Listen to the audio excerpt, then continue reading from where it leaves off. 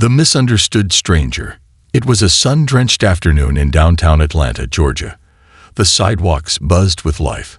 Street performers harmonizing with saxophones, food trucks releasing waves of spicy aromas, and tourists snapping selfies in front of murals splashed with culture and color.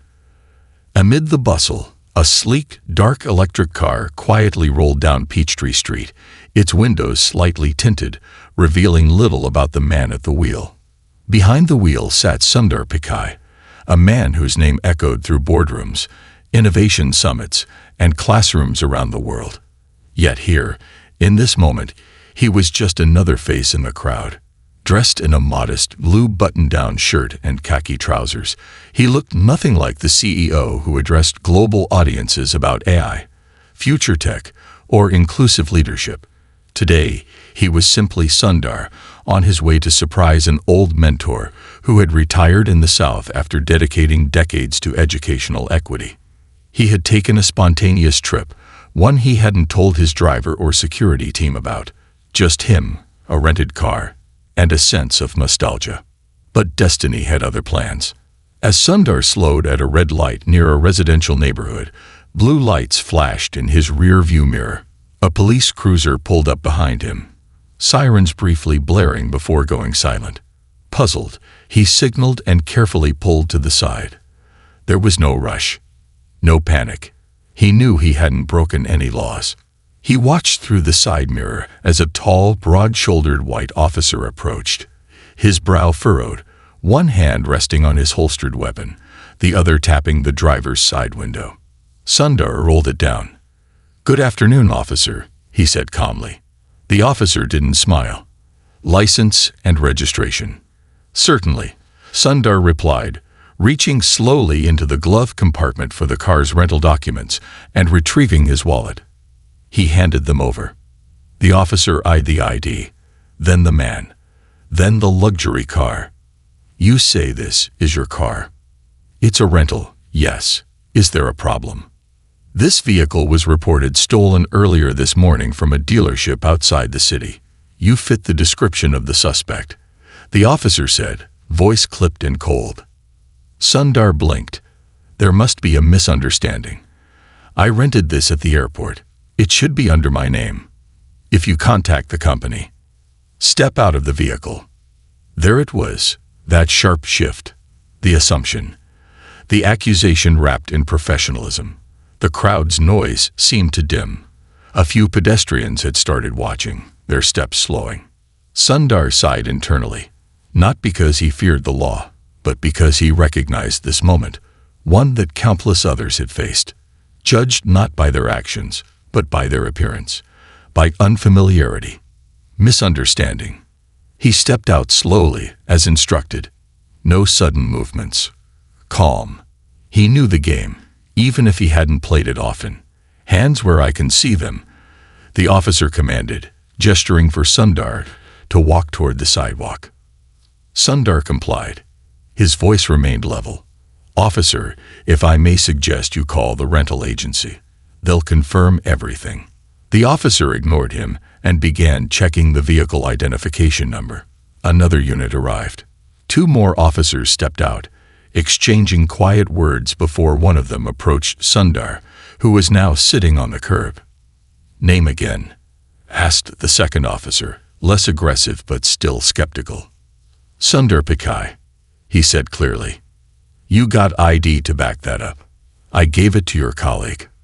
At that moment, the first officer returned. "We're verifying with the agency. Says here the car was rented legitimately. But still, the description we received said someone of South Asian descent, medium build, mid-40s, driving off without payment." "I can assure you, I paid," Sundar replied, suppressing frustration. "You'll find I also hold a valid international driver's license and documentation." A pause. The tension thickened. The second officer asked, "What do you do for a living, sir?" "I work in technology." The officer raised an eyebrow. "What kind of tech?" "Search engines, artificial intelligence, operating systems." The two officers exchanged a look, slightly amused, possibly skeptical. "And where exactly do you work?" "I'm the CEO of Alphabet," he said simply, not to impress, but to end the questioning. There was a long silence, a silence heavy with the weight of disbelief. The first officer scoffed. "You expect me to believe that?" Sundar chuckled softly, not out of arrogance, but disbelief. "Google me," he said, nodding toward the phone on the officer's belt. And they did. Moments later, phones buzzed and screens lit up with images, speeches at developer conferences, White House visits, Time magazine covers, TED talks. The tone shifted dramatically. "Sir, Mr. Pichai, we're so sorry. This was a miscommunication. The car mix-up report was flagged incorrectly in the system. We didn't know." Sundar raised a hand gently. "It's all right. I understand. You were doing your job." But even as he said it, a part of him burned, because it wasn't all right. Not for him. Not for the hundreds, no, thousands, of others who wouldn't get to say "Google me" and be believed. For the men and women who were detained, harassed, or harmed for simply fitting a vague description. The officers continued apologizing. One even asked for a photo, to which Sundar politely declined. As he drove off minutes later, hand steady on the wheel, he didn't feel anger. He felt urgency, an ache to do something beyond speeches and boardroom pledges. Because this moment of mistaken identity wasn't about celebrity or status. It was about something deeper. It was about seeing the humanity in one another before suspicion, about giving grace even in uniform, about the stories we assume versus the truths we ignore. And so began a journey, one that would take Sundar not back to California, but across America, into schools, churches, tech hubs, police stations, and courtrooms, to hear stories, to share his own, to remind the world that respect should never be a luxury. This wasn't just a detour, it was a mission now. The classroom in Montgomery. The sun had just begun to rise over the city of Montgomery, casting warm orange rays across the aging bricks and worn roads of a town that had once been at the epicenter of a civil rights revolution. Long shadows stretched over murals of Rosa Parks, Dr. Martin Luther King Jr., and John Lewis, painted across the sides of buildings that had witnessed decades of struggle and strength. These streets, drenched in the legacy of resistance, whispered stories to those willing to listen.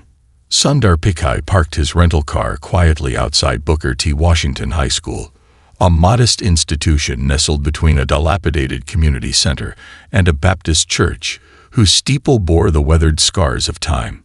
He had found the school after a restless night of thinking, reading, and searching. It wasn't just a stop on a map. It was a response to a question that had haunted him since the encounter in Atlanta. What does it mean to truly be seen? He walked through the front doors unaccompanied, his usual entourage absent.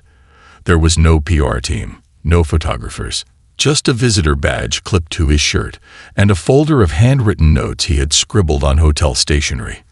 The hallway smelled of floor polish and cafeteria tater tots, the walls lined with flyers for drama club rehearsals and anti-bullying pledges.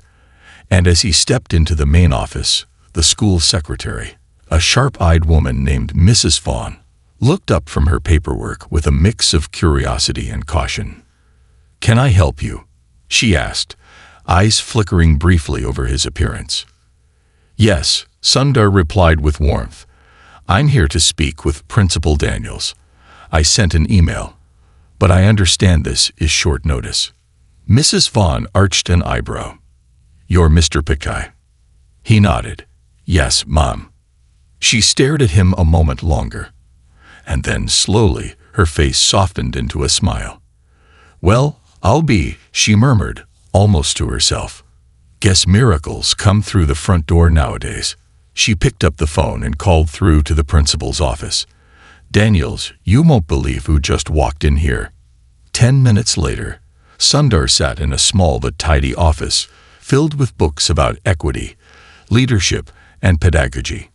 Principal Daniels, a former social studies teacher turned administrator, leaned forward with interest as Sundar explained the reason for his visit. I had an experience in Atlanta, Sundar said, choosing his words carefully but without hesitation. One that reminded me of the power of perception and the danger of prejudice. I want to better understand the lived experiences of those who don't get to walk away from such encounters with headlines or apologies. Daniels nodded slowly. You want to see the other side of the system. Exactly. Well, the principal said with a sigh, you came to the right place, Mr. Pichai. Our kids live it every day. And so, Sundar was invited to speak to a senior social studies class, one filled with students whose lives were shaped by systemic inequality, family struggles, and a fierce hope for change. The class buzzed with curiosity when he entered. At first, they didn't believe it. That Sundar Pichai, was standing in their classroom in jeans and sneakers without a podium or a camera crew. He didn't start with a lecture about AI or innovation. He didn't mention the word tech for the first 20 minutes. Instead, he told them a story about a car, a stoplight, and the silent assumptions that spoke louder than any siren. The students listened, riveted, not because he was famous, but because he was vulnerable. He didn't talk down to them. He didn't sanitize the experience or exaggerate it. He simply laid it bare, what it felt like to be reduced to a profile, to be questioned despite your truth, to feel your humanity hang in the balance of a stranger's decision. Then the hands began to rise. First one, then another, and soon the room swelled with stories of brothers stopped for walking too fast, of cousins mistaken for threats, of parents who warned them how to behave when, not if, they were pulled over. A girl named Tanisha, barely 17, shared how her father, a decorated military veteran, was handcuffed outside their home while watering the lawn because a neighbor didn't recognize him. A boy named Jalen talked about how his older brother, a college student, was arrested for matching a vague description, only to be released hours later with no apology. Sundar listened, his heart tightening with each testimony. These were not news stories or case studies. These were children, brilliant, angry, hurting, and awake to a world that too often overlooked their potential in favor of prejudice. When the bell rang, no one moved. The students lingered. One even asked if he could shake Sundar's hand. You made me feel seen, the boy said. Like we're not just statistics. That moment stayed with Sundar long after he left the school. He found himself sitting at a local diner hours later, sipping coffee that had long gone cold, scribbling notes into a small leather notebook. Thoughts poured out, messy, raw, urgent. It was no longer enough to give speeches about inclusion from a stage, no longer enough to fund scholarships and make hiring pledges.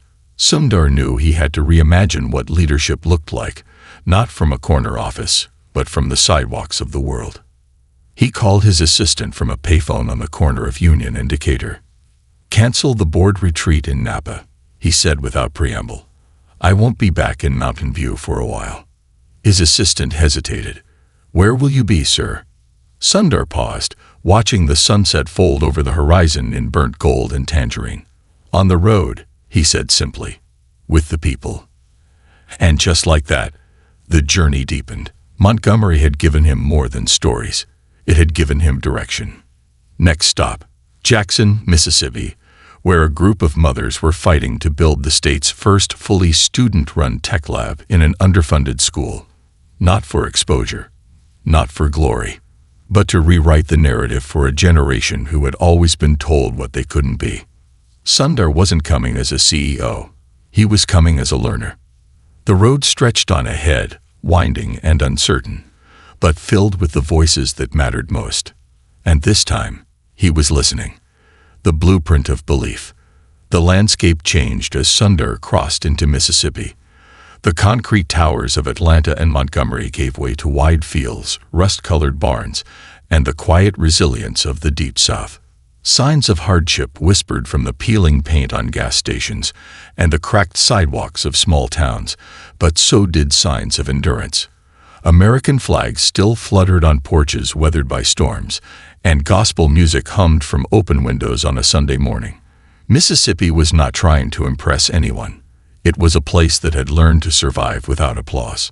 The small town of Jackson welcomed him not with headlines or handshakes, but with a humid wind and a sense of history heavy in the air. It was here, in this city shaped by protest and poetry, that Sundar found the project he had heard about through a chance encounter with an educator in Montgomery, a student-run technology lab housed in a high school that was, by all accounts, forgotten by the very institutions that promise opportunity. The school had a name like a whisper, Marcus Garvey High School, rarely featured in news cycles, rarely given the funding that the affluent suburbs enjoyed just 30 minutes away. And yet, inside its tired walls, something remarkable was taking shape. It started with a mother named Loretta Wells. A single parent of 3, Loretta worked nights at a local hospital and spent her days rallying other mothers, teachers, and even a few local businesses to support an idea her oldest son had once scribbled on a napkin after seeing a tech conference online. "What if we built our own lab, Mama? Like the ones in California?"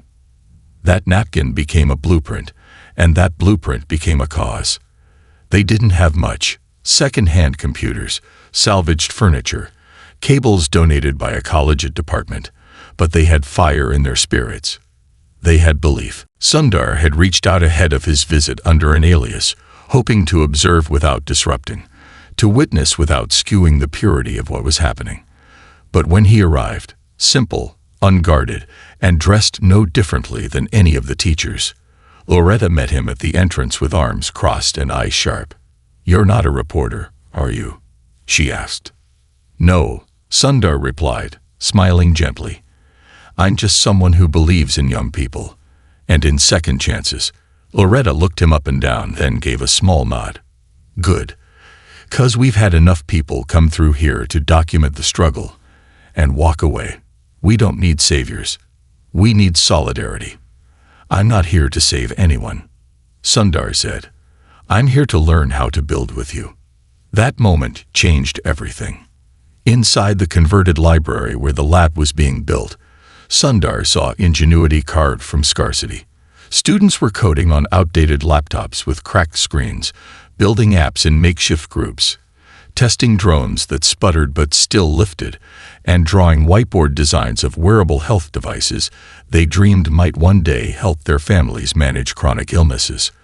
A girl named Mia, only 16 and already fluent in 3 programming languages, led a workshop on ethical algorithms, while a boy named Tremaine gave a presentation on how to use old smartphones to teach basic circuitry to middle schoolers. Sundar didn't speak for hours. He simply watched, took notes, asked questions. He sat cross-legged on the floor next to a group rebuilding an old 3D printer, sharing chips and soda as they explained how they planned to prototype prosthetics for veterans using recycled plastic. Their creativity stunned him, not just for its brilliance, but for its audacity. These kids weren't waiting for permission to change the world. They were already trying. When one of the teachers recognized him near the end of the session, Sundar gently motioned for discretion. "Let them see me as one of them," he whispered. "Not someone to impress, but someone who cares." But word has a way of traveling. By the second day, the students knew who he was. The energy shifted, but not in the way Sundar feared. They didn't treat him like a celebrity. They treated him like an asset. Suddenly, he was fielding questions about how to get scholarships, how to build pitch decks for grants, how to protect intellectual property when you're 17, and nobody's taking you seriously. One of the youngest students even asked if he could intern at Google but work from here. It made Sundar laugh, but also made him think. Why shouldn't that be possible? That night, Loretta invited him to dinner at her home, a modest brick house tucked behind a church, with creaky floors and photos lining the mantle of generations who had endured and dreamed and dared. Over catfish, cornbread, and sweet tea, they talked, not just about tech, but about trust. About raising children in a world that suspects them before it sees them. About how coding was just the language of innovation, but believing in oneself, that was the true literacy. Sundar told her about his own childhood in Chennai, how he didn't touch a computer until his late teens, how his father saved up for months just to buy their first rotary phone. He spoke of the first time he saw a search engine, the way it felt like magic, how the journey from there to Silicon Valley was not paved with genius, but with curiosity and care. Loretta listened, and then, with her usual fire, she said, "Then you understand what we're trying to do. We don't need pity. We need partners." He promised her, then and there, that he would be one. Not through handouts. Through investment. He would fund the lab's expansion, yes, but more than that, he would bring in engineers to co-teach. He would set up a mentorship network that didn't just check a box, but built real, lasting bonds. He would make sure these students had not just a voice, but a platform. And he kept that promise. Over the following weeks, Sundar became a fixture in Jackson. He stayed in a modest eremd instead of a hotel, shopped at local stores, attended student performances, and sat on porches with grandmothers who told him what the city used to be and what they dreamed it might become again. He didn't just leave a donation, he left a presence. He created relationships that didn't end with a handshake, but began with a shared dream. When he finally departed, it was not with fanfare. Just a hug from Loretta, a stack of drawings the students had made for him, and a heart full of something richer than recognition: purpose. The road ahead was still long. There would be more towns, more stories, more bridges to build between identity and understanding. But Jackson had taught him a fundamental truth. Real change is not built in towers of glass, but in rooms full of hope and chipped paint. It is forged not in policy, but in presence. As Sundar drove away, the sunset spilled across the Mississippi sky like liquid fire. He thought about the kids who had once doubted they'd be seen by anyone beyond their zip code, and how now the world would not only see them, but hear them, follow them, and maybe, just maybe, be led by them. And that, he realized, was the true road to respect, not one that lifted him above, but one that brought him closer to the ground, where the real leaders were already rising. The gavel and the echo. The weather shifted as Sundar drove into Louisiana. The air thickened with moisture, the kind that settled on skin like a second coat. Cypress trees lined the roads with silent majesty, their moss-draped limbs bowing gently over gravel paths and aging fence posts. He passed weather-worn churches and cotton fields that whispered stories of sorrow and sweat, stories embedded in the land like roots that refused to die. This wasn't a place built for tourists or time travelers. It was a place where history wasn't remembered so much as relived, day after unyielding day. The town of Opelousas wasn't marked by grandeur. There were no corporate skyscrapers or bustling shopping districts. Instead, its center was defined by an old courthouse, a post office that looked like it had frozen in 1965, and a diner where everyone still knew everyone else's order by heart. But within this quiet town lived a man whose name was beginning to echo beyond its borders, not because he held a prestigious position, but because of the radical way he chose to occupy it.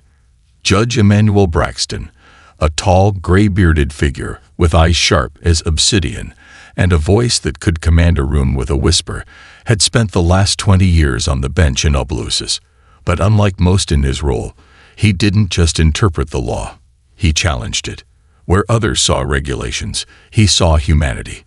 Where some dismissed defendants as numbers or repeat offenders, he saw trauma, poverty, and a system rigged to repeat its own errors. He was known, both fondly and controversially, as the People's Gavel. Sundar had first heard of Judge Braxton through a podcast he'd listened to while driving late at night between Jackson and Shreveport. The episode had featured a story about a young man, barely 18, who had been facing a 10-year sentence for a nonviolent offense. The boy's fate had seemed sealed until Judge Braxton, against the recommendations of both prosecution and parole board, had granted him entry into a rehabilitation through education program the judge himself had helped create in collaboration with local teachers and business owners. Justice isn't about vengeance, Braxton had said in the recording. It's about vision. You can't punish someone into becoming better. You can only invite them to believe they can be.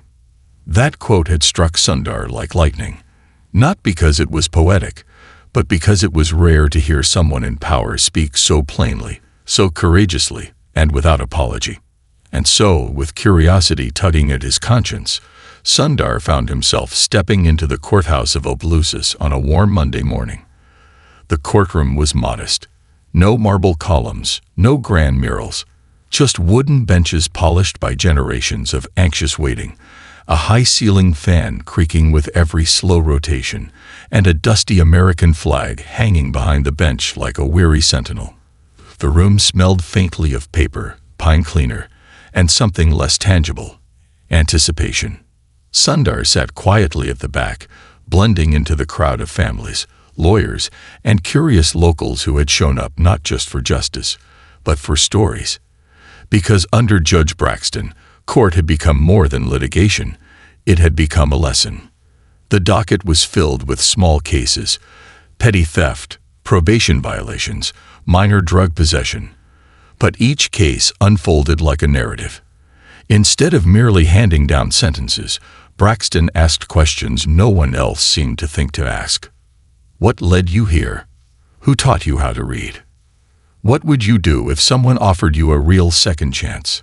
He challenged prosecutors to reconsider their assumptions, asked defense attorneys to see their clients beyond their files, and perhaps most controversially, gave defendants the floor to speak, to explain, to reflect. One case in particular caught Sundar's attention. A woman in her 40s stood before the judge, accused of forging documents to access medication for her ailing mother. The room braced for the hammer. But Judge Braxton didn't reach for his gavel.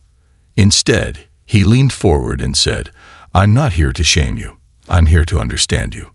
The woman, trembling, revealed that she had lost her job 6 months ago, that her mother's prescriptions had run out, and that in desperation, she had altered an old insurance card to avoid watching her mother suffer another night.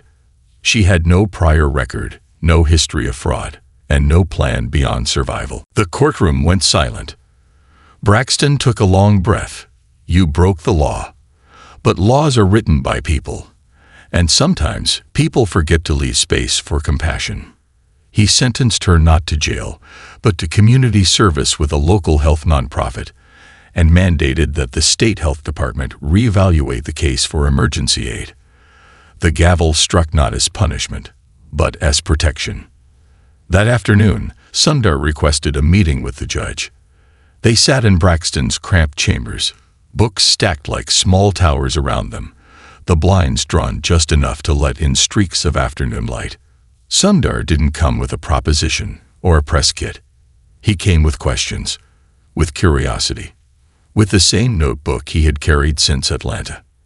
You could have taken the safer road, Sundar said, followed the guidelines, enforced the sentences, never rocked the boat.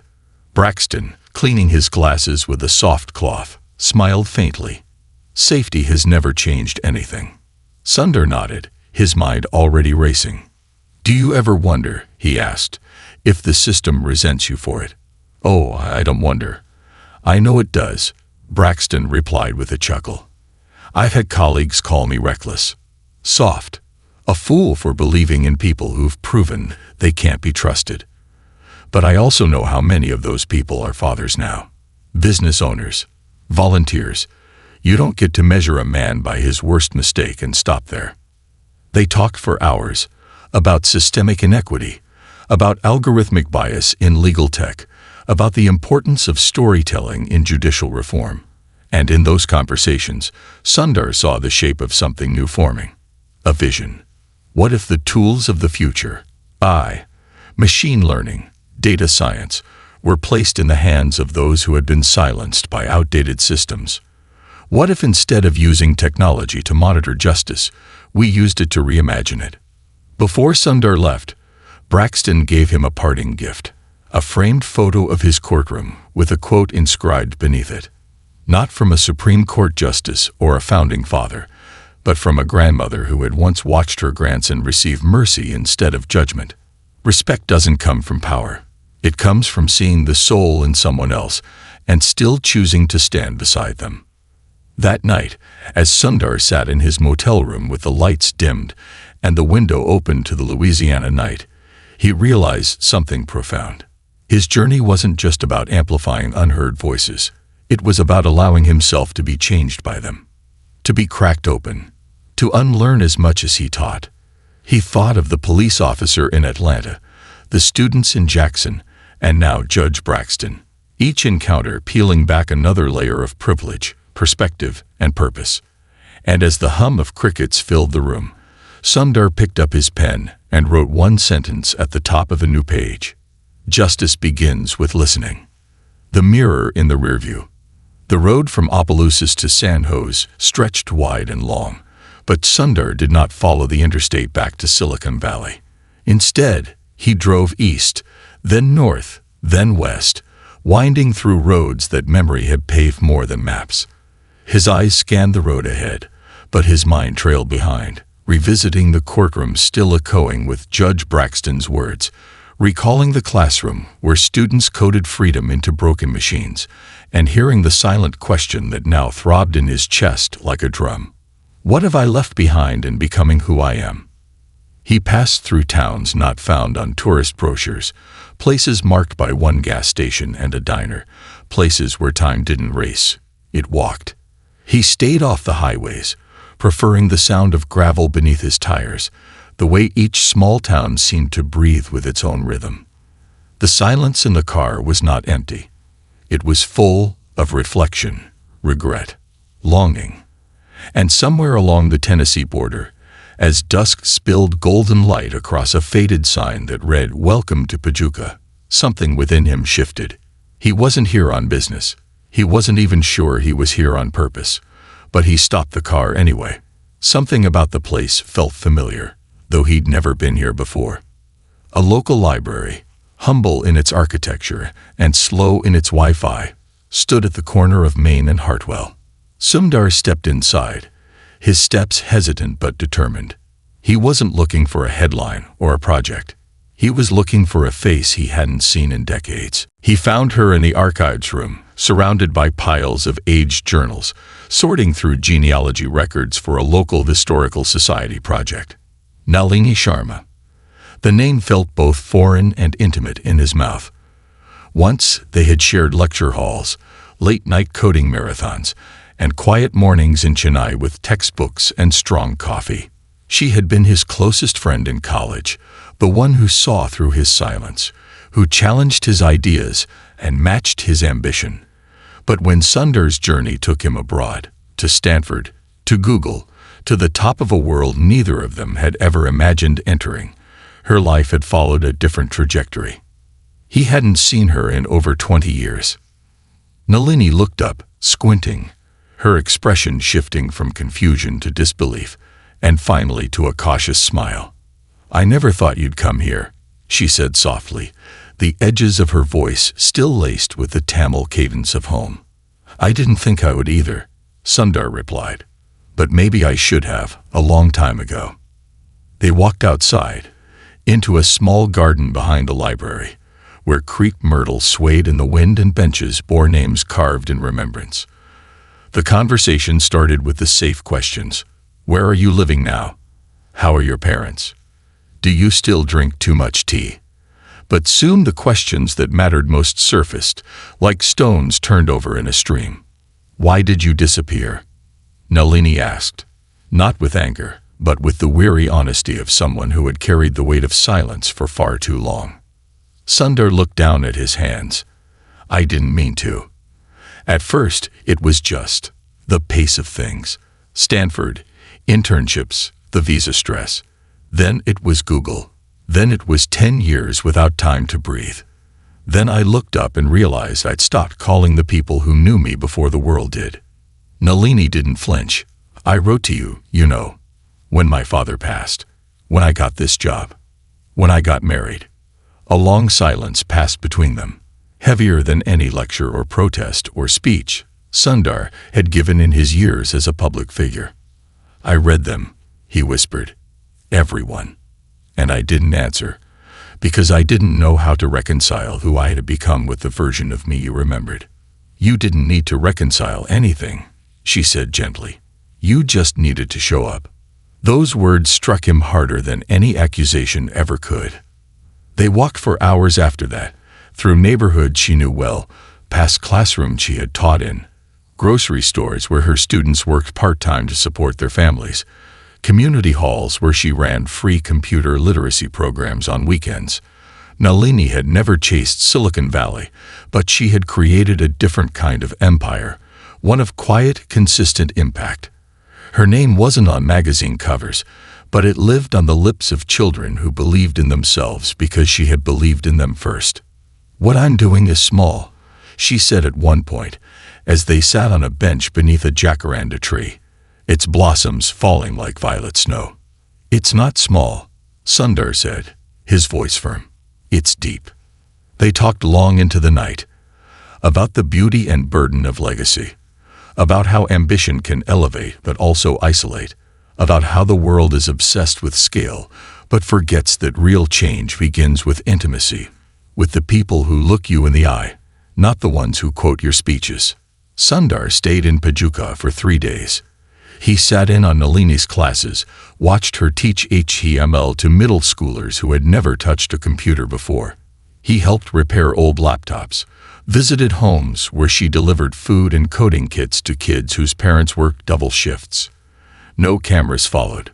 No tweets were posted. No articles written. It was the most human he had felt in years. On the final morning, before leaving, Nalini handed him a small notebook, its leather worn, its pages filled with notes she had taken over the years. Ideas for community tech centers, questions about digital ethics, reflections on justice, education, faith. She had been writing it for no one in particular. But now, she said, she wanted him to have it. "I didn't build the future the way you did," she told him. "But I still believe in building. I just build from the ground, not the cloud." He held the notebook as if it were a compass, one that didn't point north, but inward. "I wish I had come back sooner," he admitted. "You're here now," she said. "That's enough." As Sundar drove away from Pajuka, the horizon ahead looked clearer than it had in weeks, not because the road had gotten easier, but because he had finally stopped running from the places that had shaped him. This journey, he now understood, wasn't about using his platform to speak for others. It was about standing with them. Not just the unheard, but the unseen. Not just those still fighting, but those who stayed behind to build when others left.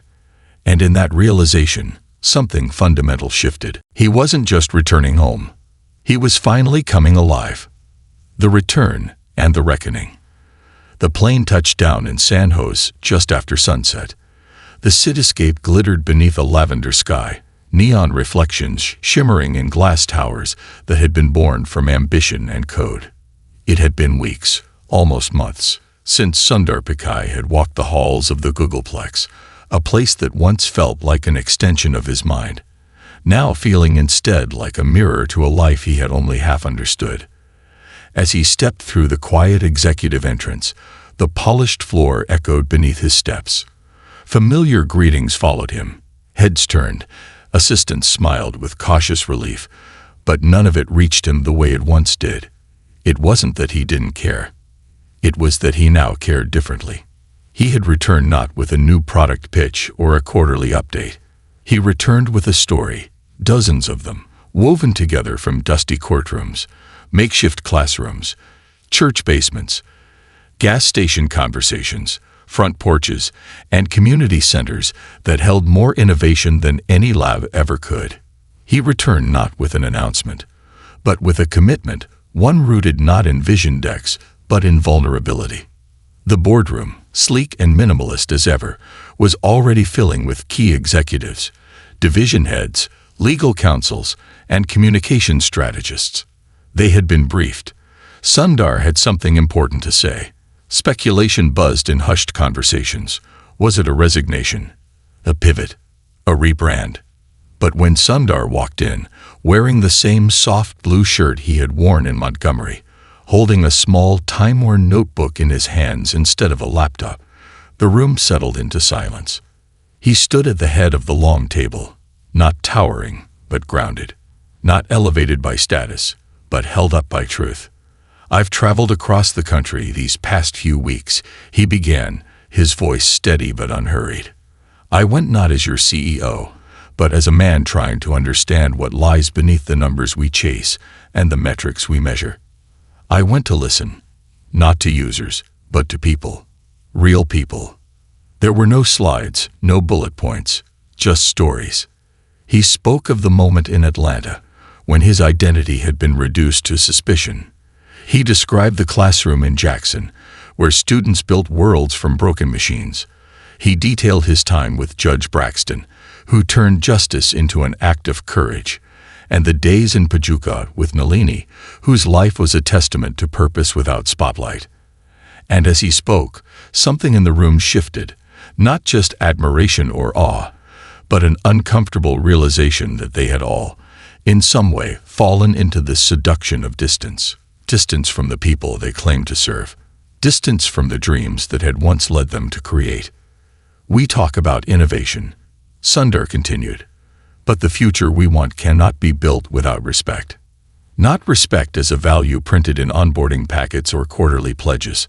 I mean the kind of respect that is earned through proximity, through understanding, through humility. He paused, letting the words settle.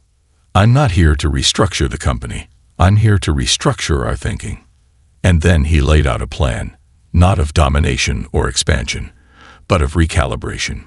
First, a sweeping partnership initiative that would place engineering mentors in underfunded schools across the country, not once a year, but weekly, with salaried commitment, and no PR strings attached.